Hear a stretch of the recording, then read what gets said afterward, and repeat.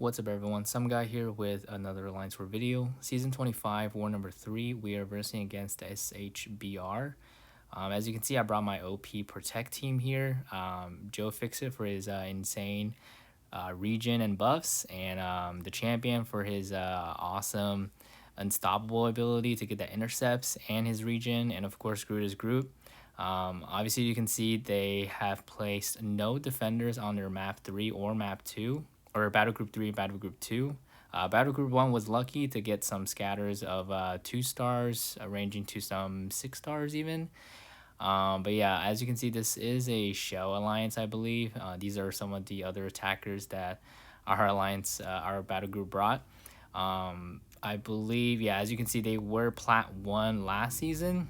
So this season, I think they are just tanking with a bunch of second accounts or just very placeholders. And obviously, we won that war.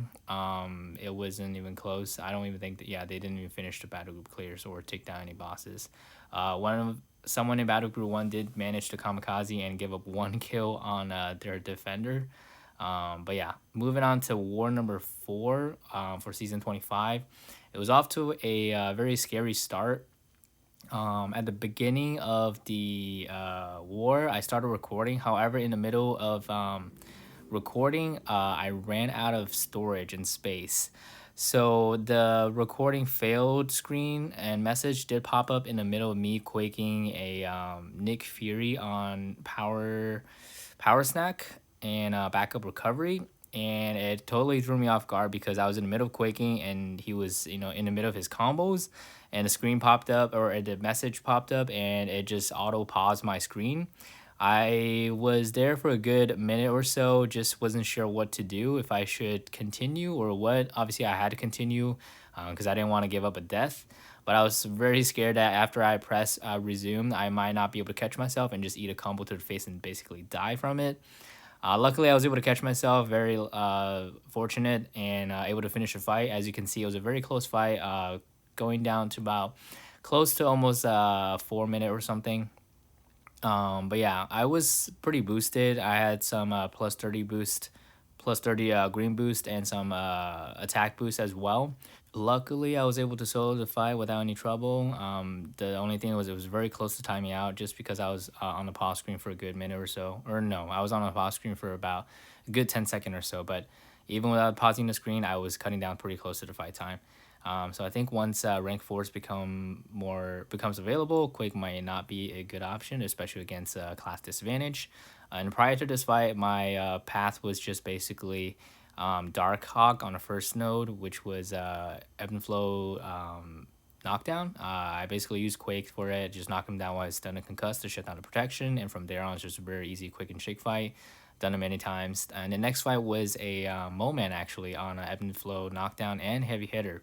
Usually, the second node is where I ramp up my Guillotine 2099. I will be using her again this war. But to fight Mo-Man, I usually bait his heavy attacks, just so I don't give him any monster masses, so he doesn't become unstoppable when you hit his block, so it might be a little bit easier to manage. However, it's on heavy hitter, so luckily our backup Poly U was able to bring in a white Mac pre-fight for me, and place it on, which gives me passive stuns, which that way I can parry stun Mo-Man very comfortably and ramp up my Guillotine 2099. It still took very long. That fight was about, I want to say, 3 minutes or so, or maybe more. But yeah, but luckily I didn't eat any combos or anything. Mo-Man hits pretty hard once he's in his frenzy mode and stuff. But yeah, so I was able to ramp up my Guillotine from there and then take this Nick Fury down also solo. So as of right now, I have soloed everything, but my recording just failed. I was able to manage to get this screenshot at the end just to like kind of say I got the solo. All right, moving on to the next fight here. We have this Korg on Mixmaster. Right here, I'm just showing that I did indeed solo all my fights prior. I had 15 items, didn't use any items, and all of my champions' health are full. But yeah, this Korg is on Power Focus 1 and Mixmaster, along with Aggression Paralysis, I believe. Usually our Korg Slayer, Omega Red player, Steel takes this fight. Unfortunately, he was a little bit busy at the time, and we had to move forward in order to coordinate for our tier 2 fights. So I just ended up taking this fight with Quake. I was kind of boosted already, so just went in with it. And with this fight with Quake, it's a pretty simple fight as long as you don't mess up. His aggression prowess is going to keep building up. When he is concussed, the aggression prowess doesn't build up, but he's not always going to be concussed 100% of the time. So it's going to build up slowly, and if you accidentally drop a heavy or accidentally push him to an SP1, it could be pretty dangerous because his SP1 is going to hit pretty much very, very hard, and sometimes it can be blockable. Actually, it will be blockable because of his excitements and stuff. He's sometimes going to be blockable and unstoppable. I'm sorry, unblockable and unstoppable. So if you mess up, it could be pretty ugly. But yeah, as long as you play a perfect quick fight, it's pretty simple.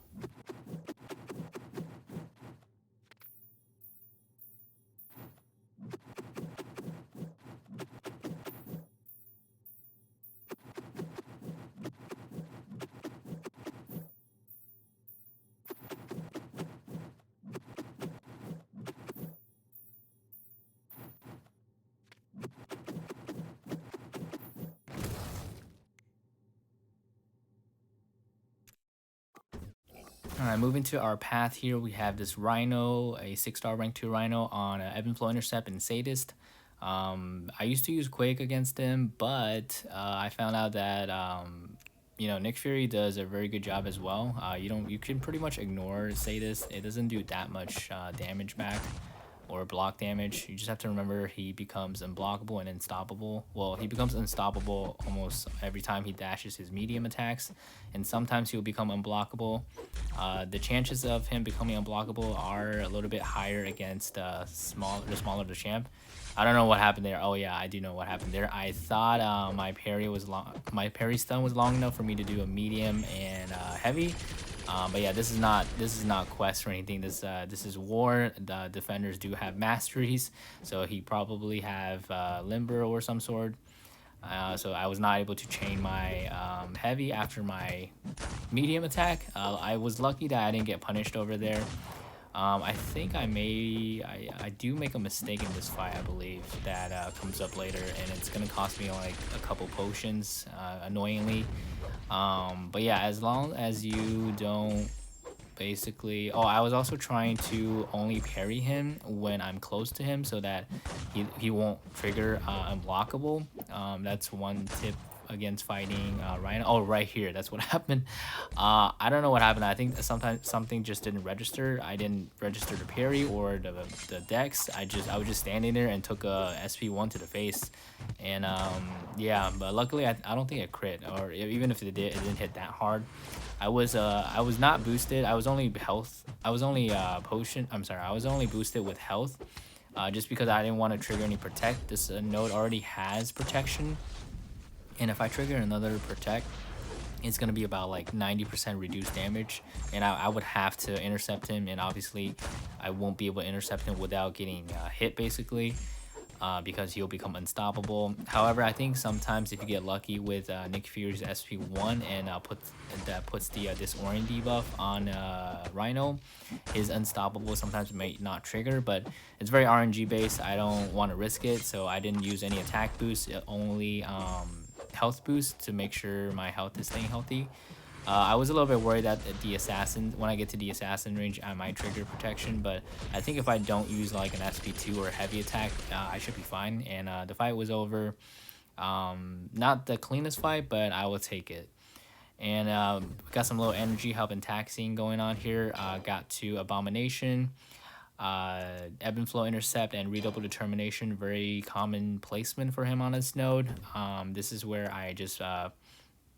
potion up Nick Fury a little bit before I throw on even bigger boosts, because from here on I shouldn't be worried about triggering protect, since for all the large champs I'll be using Quake, and the other non-protect champs I'll be using Nick Fury, so I can safely boost up my attack as well.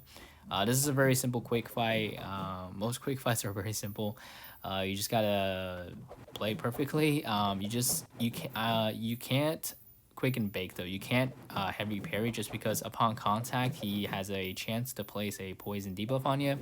His poison debuff, the potency isn't that high. However, the duration is very long. If he was able to place like a couple or even three poisons on you, the duration is very long. It could take all the way probably to drain your health. I wouldn't want to find out, but as long as you don't get touched or hit or anything that could trigger his poison, you should be good. Even with the protection up, I think his physical resistance is not that high, despite his large figure. So yeah, he's very quakeable, even as a 6-star, I think rank 3. As long as you're boosted, you can quake through him with the protection still up.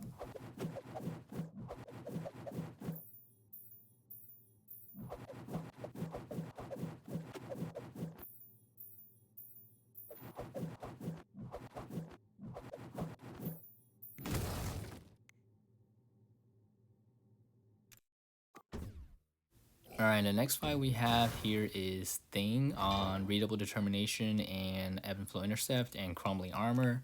I thought about using Nick Fury, but I just went with Quake just because he is a large, or no, he's an extra large champ. Earlier right there, I don't know if you saw, he actually whiffed an attack because I was in the corner and I think it was a light attack. Luckily, I was able to catch myself and not let go of my heavy or drop my heavy because I think getting comboed by him would hurt a lot. This is I want to say it's a rank 3. This fight does take a while just because of his protection, of his own protection. It's a fairly good placement. Nick Fury would have probably ended the fight a lot faster, but I just went with Quake because I was already very boosted. I was afraid Nick Fury might trigger the Protect Globo, but Nick Fury might have been the better option looking back. But I wasn't too comfortable with playing Nick Fury against that Thing. I'm just not the best player against Thing. So I usually find the easy way out by just quaking it. However, it does take very long because if concussion is not up, his own protection ability will trigger, which will reduce the damage a lot, and with the especially with the node protection up. So yeah, this fight takes about 4 minutes to quake. So it's a very long quake fight. Hopefully next time, or hopefully in the off season, I'll have more practice using Nick Fury against Thing. I'm just not as comfortable with I guess using anyone else besides Quake, unfortunately.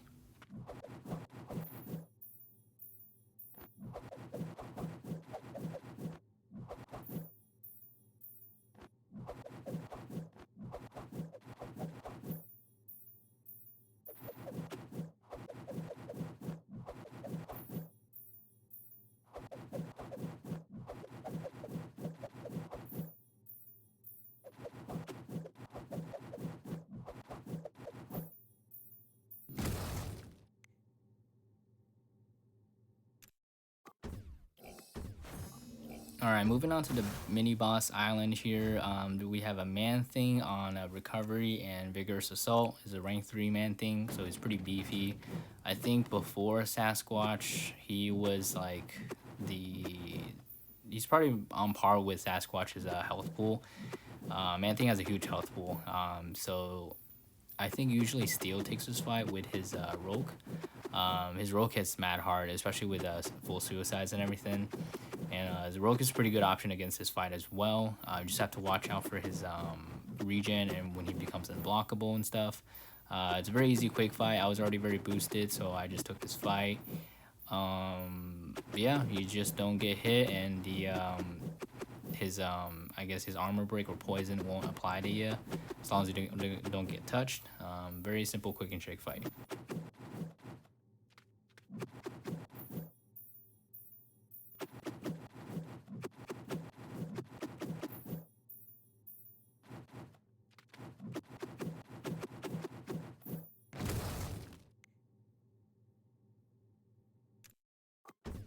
Alright, moving on to the other fight, we have this Void, rank 3 Void on Stunning Reflection, Polka Dot Power, and Stunning Vulnerability. I will be using Nick Fury for this fight. Void is not affected by the Protect Globo, so I don't have to worry about triggering Protect or anything.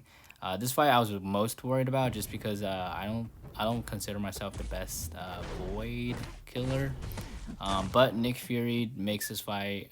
Well, Nick Fury is a very good Void counter just because every time he knocks down a champion, he can purify a non-damaging debuffs. And for Void, technically all his debuffs are non-damaging just because well, his own ability makes them produce damage, but they are not damaging debuffs, so Nick Fury does purify all of his debuffs.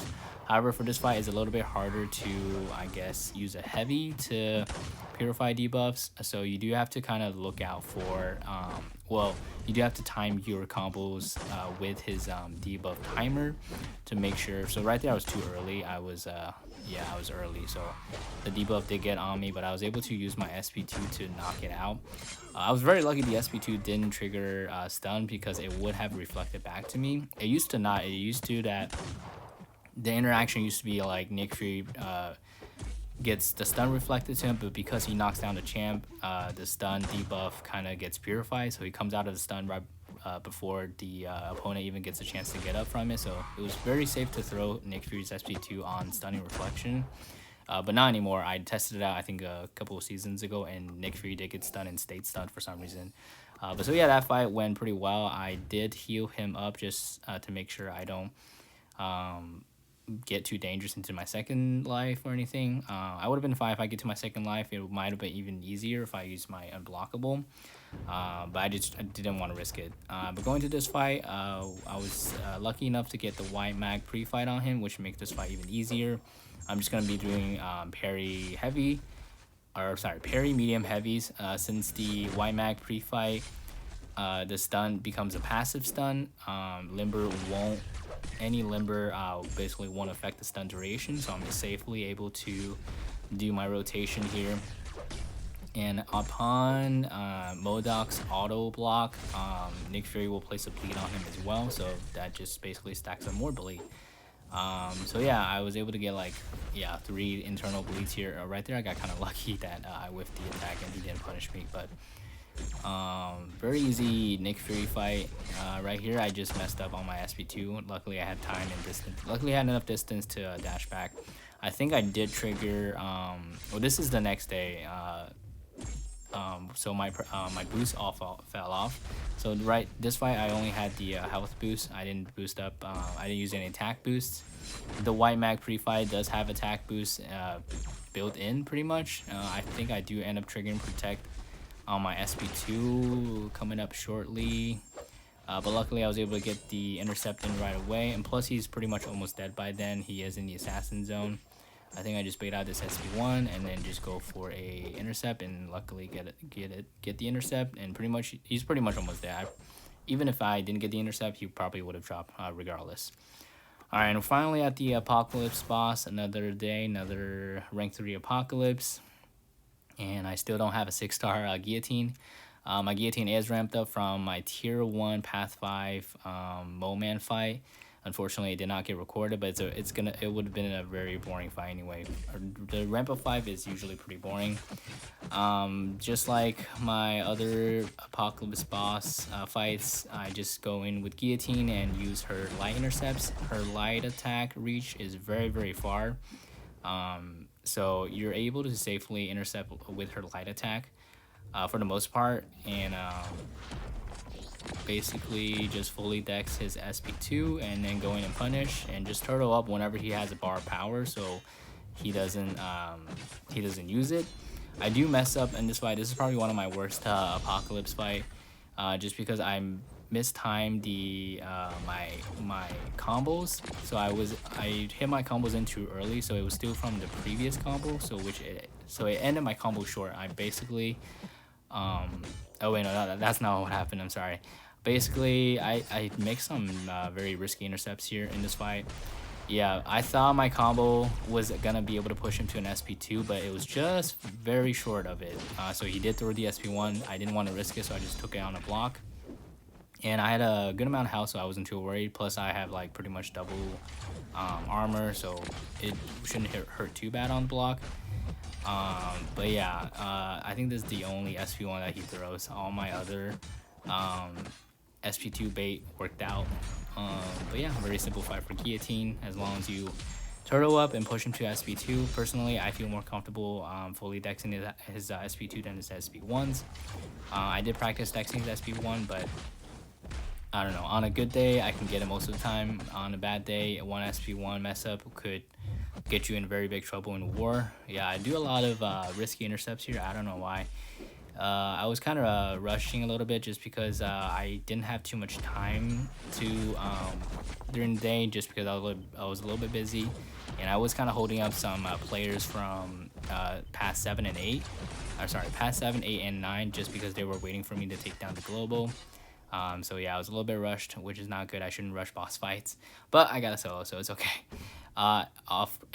We ended up getting a 0 defender kill. I'm sorry, 0 death for this war. So 50-0 again. I think this is the 4th one.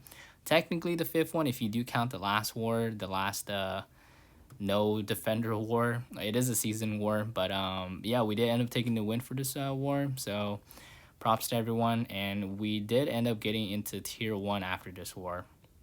So 2 wins in a row got us finally into tier 1 wars. So hopefully we're able to keep that tier 1 multiplier and get more points. But yeah, that is it from me. Thanks for watching. I'll see you guys on the next one.